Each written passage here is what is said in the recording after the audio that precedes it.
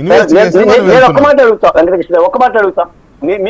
మీ ద్వారా ఈ డిబేట్ లో మనం అందరం కూడా మద్యం గురించి మాట్లాడుతున్న గత 2-3 నెలలుగా ఒక్క మాట అడుగుతున్నా. ఈ మద్యం కేసులో సిట్టు విచారణ అమౌంట్ ఎంత? 7 మాసాలు. ఓకే సార్, నేనే చెప్పా కదా రమణారెడ్డి గారు మాట్లాడుతున్నప్పుడు నేను కూడా చెప్పాను కదా. ఇప్పుడు మా ముడుపులు తీసుకున్న ముడుపుల 3,500 కోట్ల మీదే జరుగుతోంది తప్ప అసలు 35,000 కోట్ల రూపాయలు ఎక్సైజ్ రెవెన్యూ మీద జరగడం లేదు, లేకపోతే క్యాష్ ట్రాన్సాక్షన్స్ మీద జరగడం లేదని నేను కూడా చెప్పా కదా.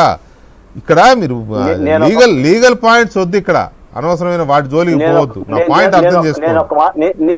నేను ఒక మాట చెప్తాను వెంకటకృష్ణ గారు, మనం మాట్లాడుతున్నా కూడా రాష్ట్రం మొత్తం వింటుంది. వాళ్ళేమో సత్యహరిశ్చంద్ర బామర్దులమే, సత్యహరిశ్చంద్రులు సోదరులమే, మేము తమ్ముళ్ళమే, మాకు మద్యం కేసే తెలియదు అనే వాదన ప్రజల్లో నాన్చే ప్రయత్నం చేస్తున్నారు. సిట్టు మాత్రం అంచెలంచెలుగా దర్యాప్తు చేస్తుంది.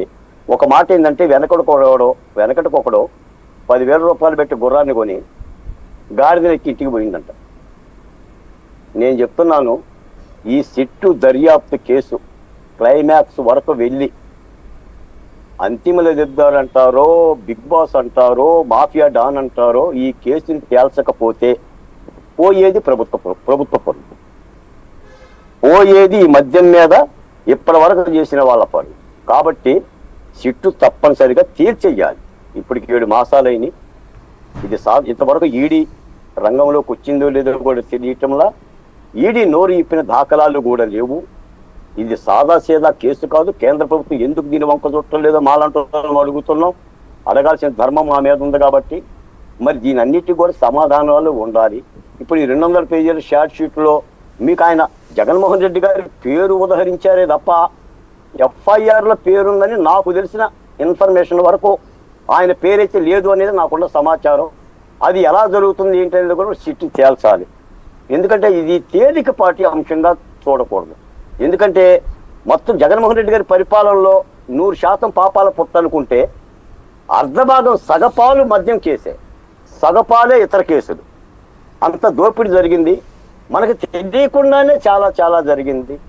అంటే మూటలు కట్టుకున్నారు, దోపిడీ చేశారు, ఎన్నికల్లో ఖర్చు పెట్టారు, సిద్ధం సభలుగా పెట్టారు.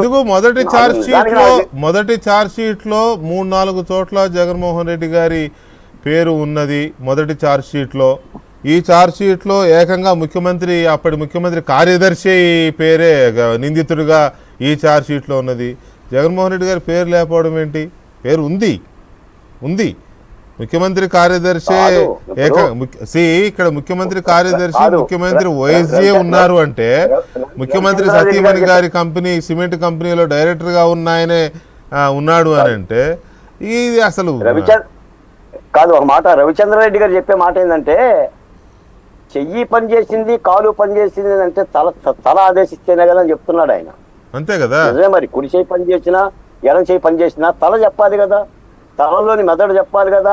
ఆ తల చెప్పుకోకుండా వీళ్ళేం ఆ పనులు చేయరు కదా. కృష్ణమోహన్ రెడ్డి గారికి కానీ, ధనంజయ రెడ్డి కానీ, గోవిందప్ప కానీ.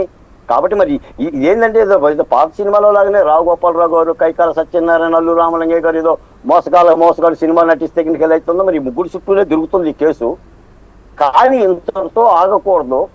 దీన్ని పూర్తి పారదర్శకమైన ఒక ఇంతటితో ఆగకూడదు అనే విషయంలో ఇంతటితో ఆగకూడదనే అందరూ అడుగుతున్నారు, కోరుకుంటున్నారు. అదే జరుగుతుంది కానీ దర్యాప్తు ఎందుకు ఆగుతుందిలే. కానీ ఇక్కడ వెంకటేశ్వర్లు గారు ఇంకా ఎన్ని ఛార్జ్ షీట్లు పడే అవకాశం ఉంది? అంటే ఆల్మోస్ట్ కీలకమైన వ్యక్తులు అందరి పేర్లు వచ్చేసాయి కదా.